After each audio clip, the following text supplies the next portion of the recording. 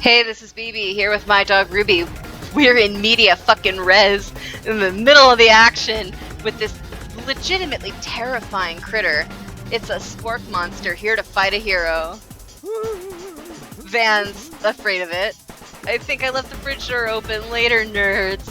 I don't know if any of y'all have ever played I think they were Jumpstart games, like first grade or whatever, and they were like, it was like one of those like educational games for little kids that was, click and do some math and, some basic reading and stuff. And there was one that was teaching you about measurements, like baking measurements, and you had to like cook stuff. And if you did it wrong, there was a glop monster. And the little dog who was like your guide in the game was like, "No, the glop monster!" And it legit scared me as a child so bad. This reminds me of that. Anyway, I'm like short of breath because I'm so scared of it.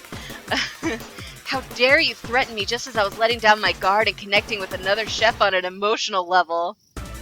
Be afraid, be very afraid of me because I'm a monster, see? Is he rhyming on purpose or is it just a coincidence? Before you can discuss syntax any further, it's a turn-based fight sequence. I thought this was a dating sim. I'm not prepared to fight. What will you do? Defend. You decide to defend. Which defense will you choose? Trepidation? That's not a defense! You close your eyes tight, but open them just enough to squint and see the spork monster across the battlefield. For some reason, this makes you feel more prepared for what comes next. Spork monster goes on the attack. They spit hot gravy at you. You take 1 damage. How much health do I have? Fat lot of good that defense did. I guess I attack? You decide to go on the attack. Cook with love. Chow down. Cook with love does 1 damage.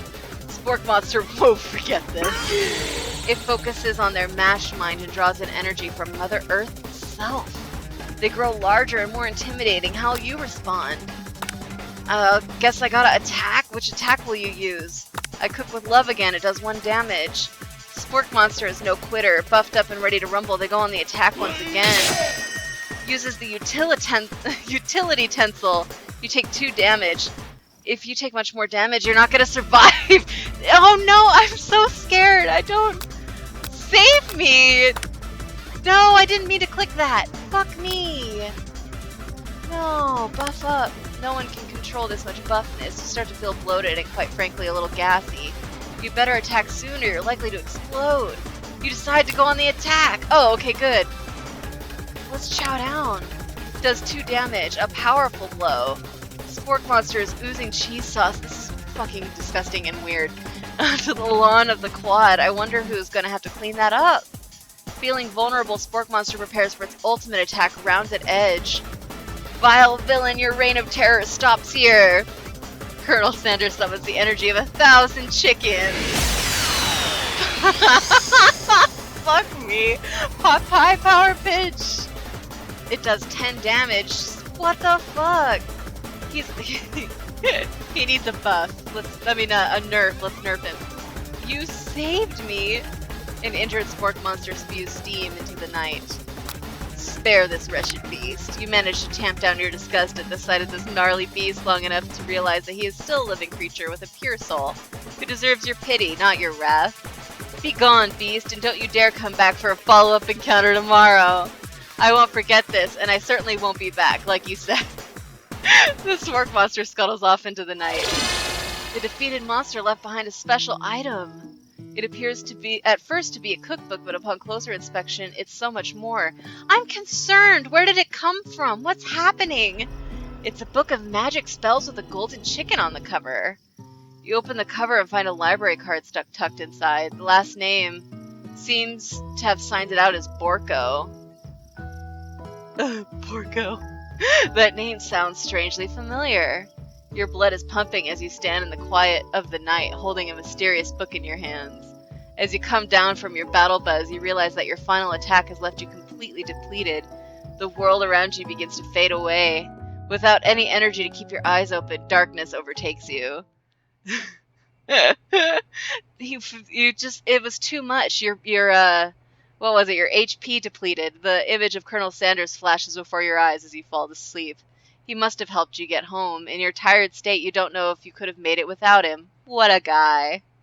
You want to thank him, but you don't have the strength to utter a single word. Did he roofie us? What the fuck? You feel your covers being pulled over you as you are tucked in tightly. Good night, my Colonel. In your dreams, you're together with Colonel Sanders. For some reason, Sprinkles is also there instructing your love. Dreams are weird.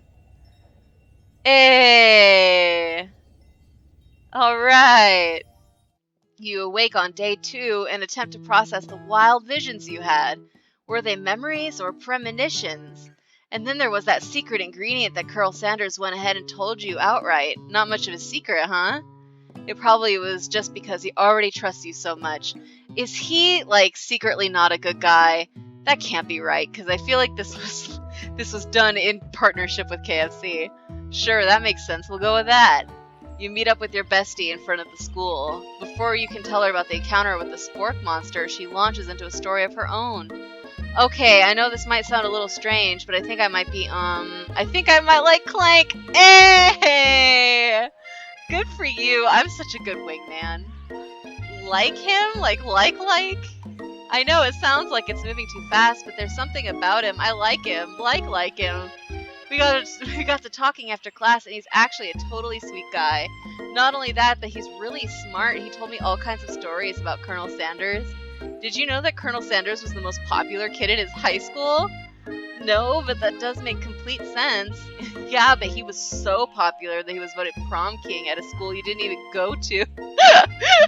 And also the convertible that he himself rode in at the front of the homecoming parade.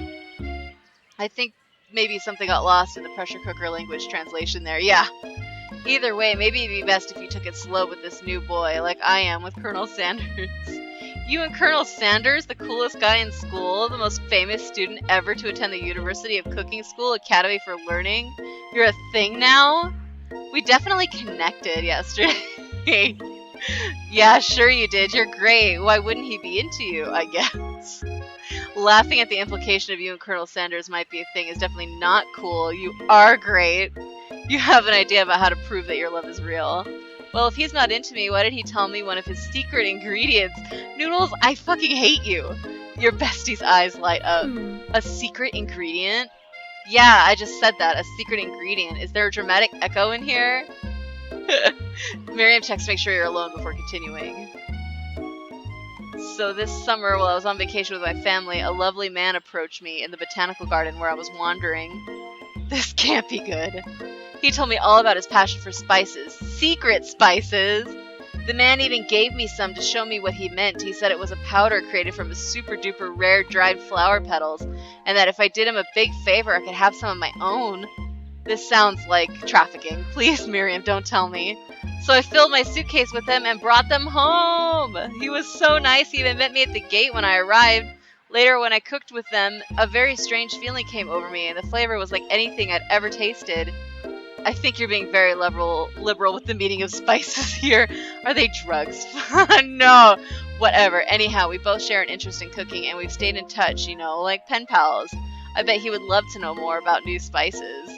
Well, I'm definitely not supposed to share Colonel Sanders' secret recipe, and besides, I only know the one ingredient. I doubt it'd be much use to anyone. Please, please, please. It would mean the world to me. No one has to know it came from you or from Colonel Sanders. What do you think? Should you protect Colonel Sanders' secret or share it with your bestie? I don't have any loyalty to this guy. Fuck it. Okay, I'll tell you, but it has to stay secret. She nods furiously. He told me that he uses redacted. Never would have guessed that, would you? Her eyes light up imagining such a thing, and you figure you've satisfied her curiosity and she'll move on. However, she immediately turns and does some thumb typing on her phone that you can't quite see. That's probably not good. Before you can ask her to confirm what she was definitely not texting secrets to other people, you're interrupted. A wind rushes in. Cherry blossom petals fill the air. It's Colonel Sanders. He's arriving at school on a horse. Stand back and admire his majestic glory. Run to him. I just feel like he's so used to being mobbed. Maybe I'm too... This is the same issue I was running into with some of the other games I've played, where I'm just like, I'm too consent-oriented somehow. God forbid. And I'm like, you know, if they like you, they'll come to you. I don't know. He's Colonel Sanders' horse is truly a thing of beauty. Without ever acknowledging that he's being watched, he does a short horse dance before dismounting with a flourish. What the fuck? He then slaps the beautiful creature gently on its rear, sending it running free into the countryside. Oh, to be that horse. You're struck by the sight of him that you lose the ability to speak coherently. Oh, I didn't realize anyone was watching. Don't worry, he knows his way home. It's still irresponsible. What if there's predators? Or cars? I don't know. Can horses? Yeah, they can. They can get hit by cars. I don't know what I'm asking. You attempt to compliment Colonel Sanders, but words don't come out exactly right. What a horseful beaut you have. I mean, what a beautiful horseful beaut you have. Dang it, that's what I just said. Being a good friend, Miriam attempts to cover for you. Oh, Noodles just gets really nervous around people they like. That's not covering for me. I fucking hate you. This friendship is over. What? This is not helping. I mean, they got food poisoning and were up all night. It was gruesome. You should have seen it. She gives you a wink and a smile as if to say, situation handled. Can't blame a girl for trying. And with that, Colonel Sanders disappears into the school, leaving you and Miriam to follow. When you enter the classroom, you can see your two rivals, Ashley and Van Van, are doing something bad.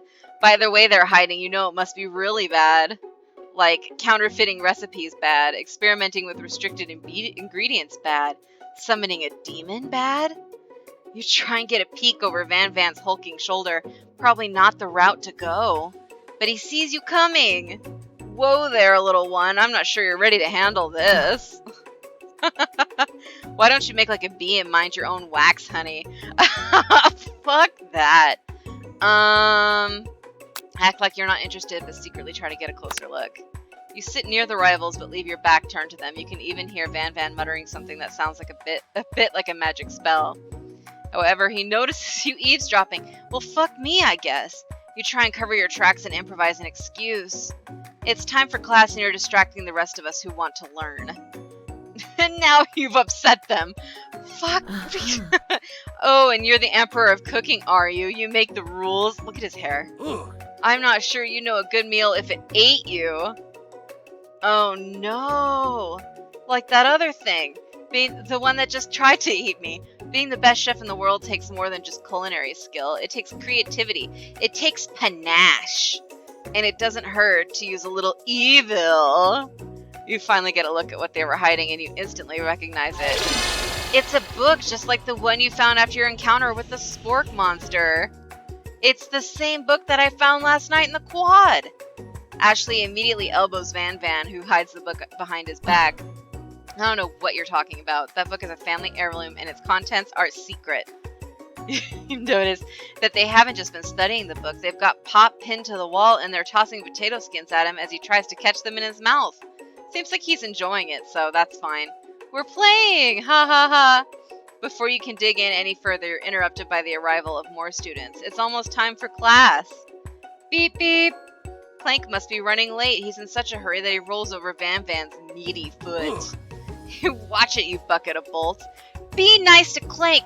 Fuck you! You watch how you talk to him. He didn't do anything. Thank you, Noodles, for being not completely shitty for once. He's very upset.